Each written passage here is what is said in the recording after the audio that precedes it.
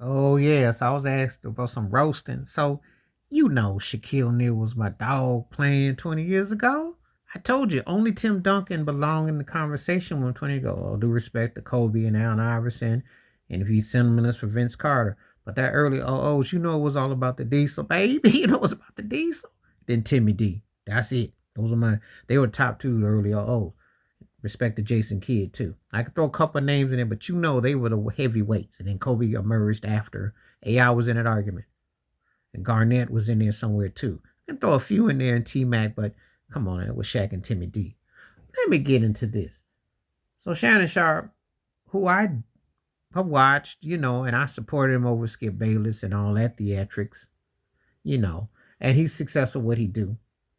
But he got upset, and I got asked this about Shaq picking Shea SGA for MVP over Jokic. I went into the pros and cons of that.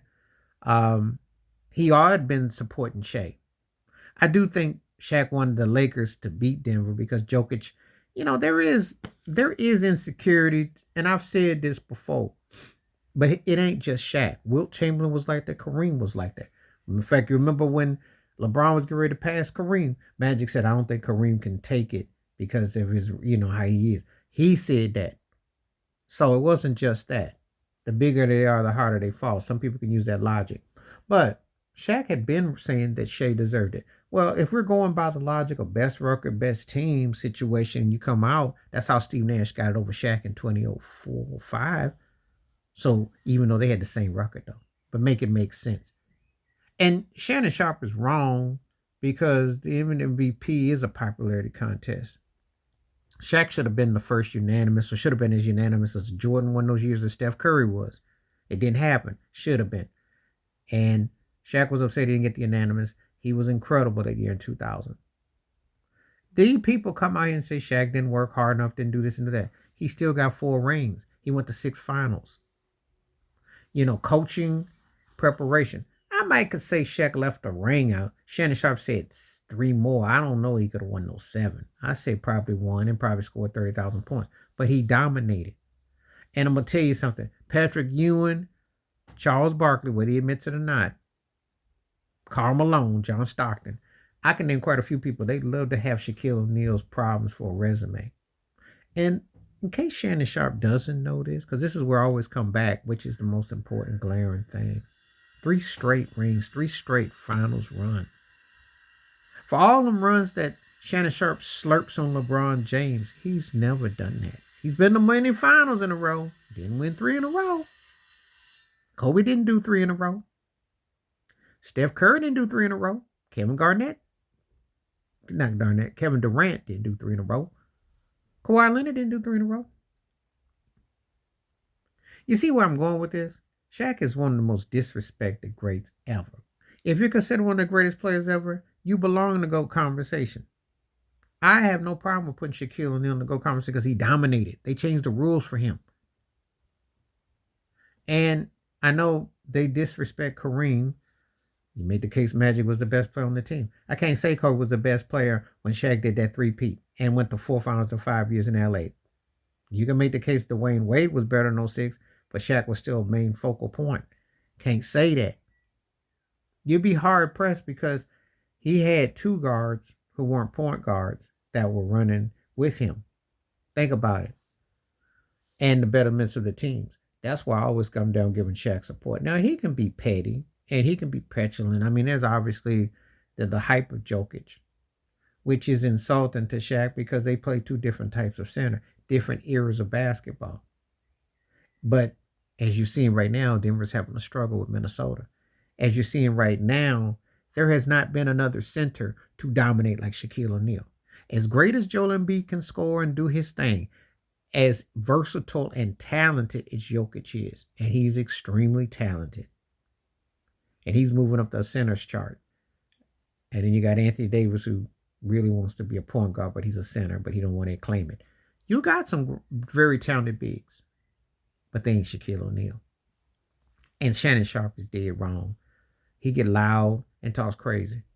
Heard Ocho Cinco, and I heard Gilbert Arenas, and I like what Ocho actually said, which is the truth. when we have these GOAT conversations, they never talk about bigs. They treat Bill Russell like he's a tree that's just there, and they say, "Oh, it's old timey." They use that JJ Redick logic, down guard.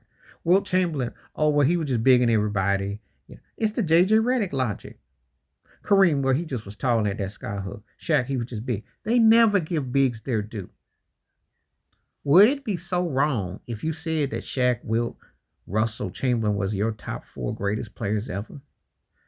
People might laugh at you. They said they're supposed to because they're big. See, that's the argument that's always used against everybody. That's a big. They find ways to downplay the big because they want to sell the shoes and the imagery. That's where Jordan, Kobe, LeBron get all that so-called juice.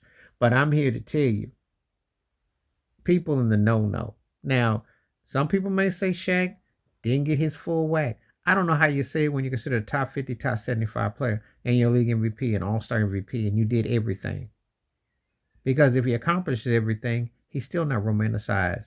So make it make sense. But I can say that you could say he was petty. But I heard Stephen A. Smith say he thought Shea should have been MVP. He had no problem with it.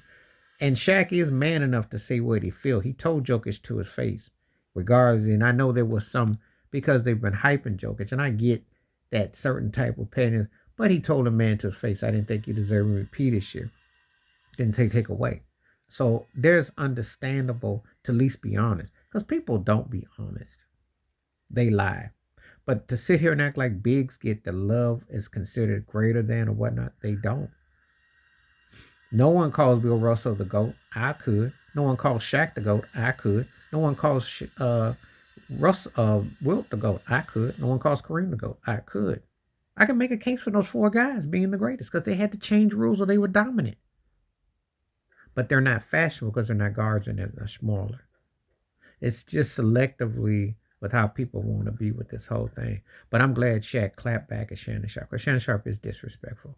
And he always gets all irate and mad, especially when his LeBronness isn't getting. And it's true. Shaq was right.